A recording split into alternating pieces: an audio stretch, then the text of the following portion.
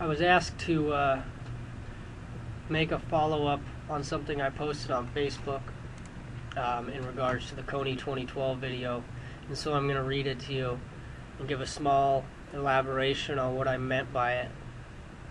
Normally I would tell you all about my self-taught knowledge on Africa and child armies led by horribly disturbed and evil individuals. I would tell you all about my experience and how and why people become this way. I may even explain what a third world village looks like and feels like, and tell you about the joy people have in just being alive in those places. I would beg you to understand what people do with power and money, and about how Invisible Children has been making tear-jerking videos for years and keeping a majority of the donations to pay their employees for their so-called ministry. I would tell you how Obama has already dropped troops in Uganda, and you'd give me a reason why this is so terrific and humanitarian-like. I would tell you that Uganda is passing a bill to execute gays and that their government and military is as evil, if not worse, than these warlords because they receive our foreign aid. You'd probably tell me that this signifies that our government knows something we don't and make some obscure logical fallacy about deferring to authority. I would suggest to you that maybe we would actually help people instead of sending armies in to chase a warlord that's already been driven out of Uganda and into the Congo 5 years ago. I would get frustrated trying to explain why this is a media ploy for military interventionism. Normally I would argue and get involved in the subject, but I just watched a video go viral about a warlord that is just one of many, and all I can think to myself is, will our invasions ever stop?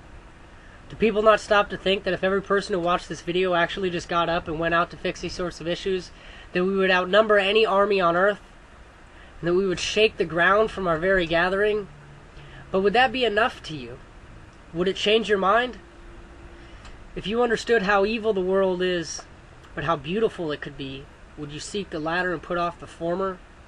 If you knew that the greatest mistake of humanity is following misinformation, would you change it? What if the gravest mistake was to know what needs to happen to fix this situation and choose not to do it? But then I ask myself, do we really care about each other? Or is life just another drop in the ocean and everyone else is just the drops? Now, what I meant by that video was not to ridicule or diminish people who have been moved by this message and moved to try and do something about it. And you might think that your only means of helping is to repost something on Facebook or Twitter and to repost it and like it on YouTube. And you might ask me who I am or what kind of authority I think I have to talk about this situation. When I was 17, the day after Christmas, I watched on the news as the tsunami ripped apart the Indian Ocean. And I heard about all the countries that were devastated by it, and I heard about all the countries that were gathering together to send foreign aid to these nations to help their people. And so I worked for a few months, and I saved up money, and I sent myself to Indonesia. And when I got there, I met a man on a beach who initially wanted to sell me cocaine because he thought I was just a tourist who was there to party. And when I rejected his offer, he inquired who I was and what I was doing. And I told him I really just came here to see this devastation for myself and somehow see how I could fix it. I had plenty of experience on building and plenty of experience in construction, and I know how to build houses, and I know how to clean up debris, and I know how to, restructure the industrial conditions of a place like this. But what I was faced with was a reality that was far different than anything I saw on TV. I was faced with talking to people who told me that their government was taking the money that was given out in foreign aid and using it to further oppress their people, because their intentions weren't to help people. Their intentions were to become wealthy and to gain power. And if that meant they had to exploit their own citizens and rape and pillage them, then so be it. I met a man named Johan on the beach of Kudabali, and he told me a story about a house that he had built with his own 2 hands. And he told me a story about the day after Christmas when the tsunami hit Aceh, which is where he was from. And Aceh is an island located on the northern tip of Indonesia. And it was one of the most devastated areas in Indonesia after the tsunami. He told me that he was leaving his house with his wife and his daughter, and that he heard the sound of the tsunami and the tidal wave ripping across the island and leveling it. He explained to me what it felt like to have his wife and daughter pried from his hands and hear their screams and their cries as they were torn away from him as he clung to a tree to try and survive. And he wept and he cried to me and told me that he only wished he could hold on tighter. And he only wished that there was something he could do to change it. He collapsed to the ground on the beach and he cried, and he said that it was all his fault, that if only he was stronger, if only he could hold tighter, that he would have been able to save his wife and his daughter, and that somehow he thought that he could have been stronger than the force of this tidal wave. And as I began to talk to him about some of the pains in his life from losing his wife and daughter, he began to tell me about the pains that he had gone through as being a citizen of Indonesia, and how the corrupt government of Indonesia had torn apart his family from childhood. How when he was 14 years old, he woke up in the middle of the night to see Indonesian military breaking through his door and raping and killing his mother and sisters. He told me that he joined a militia, and the reason he did so was to fight and kill the people who had killed his family. And I said to him, but doesn't all these Western countries send money to you guys to try and help your nation, and to try and give foreign aid to fix these kinds of corruption and these kinds of regimes?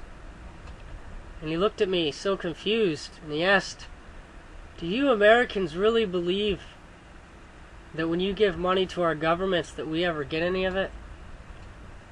Do you actually believe that any of the money that is sent to countries like mine are ever received by people like me?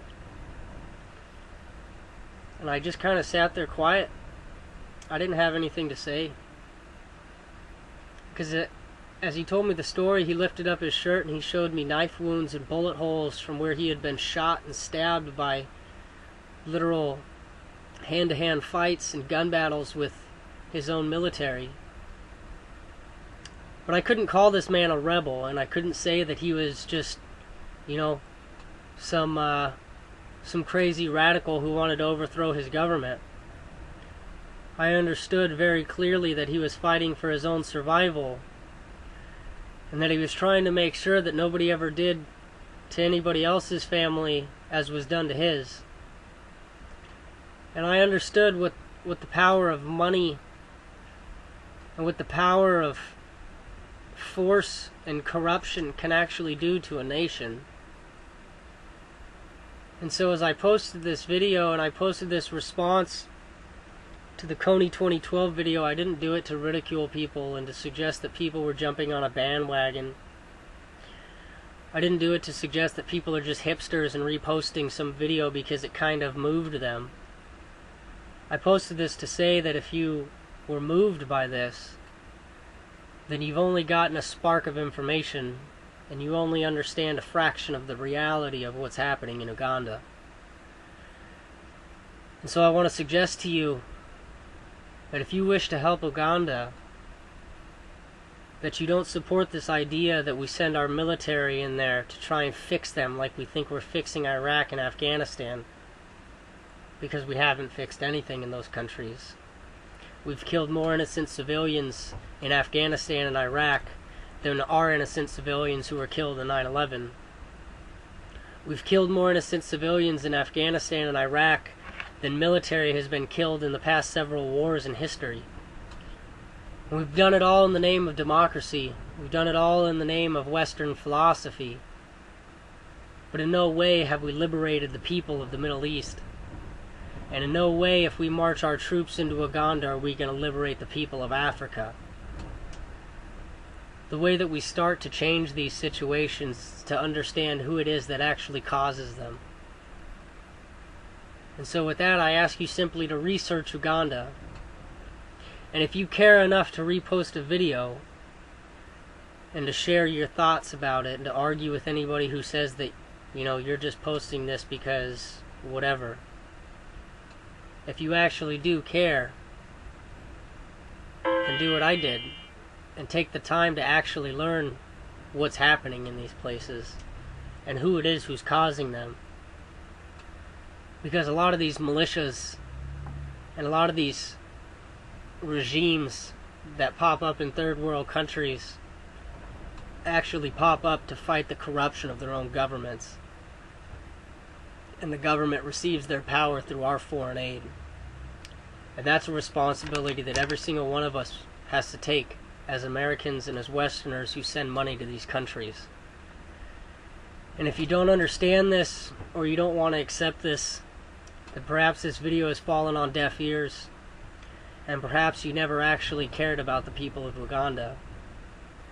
And if you do, all I ask is that you actually research the situation, and all I ask is that you actually understand who people are like Joseph Kony, and I ask that you understand who all these other warlords are. There are warlords in Africa who literally eat the beating hearts of children. You can't make this up.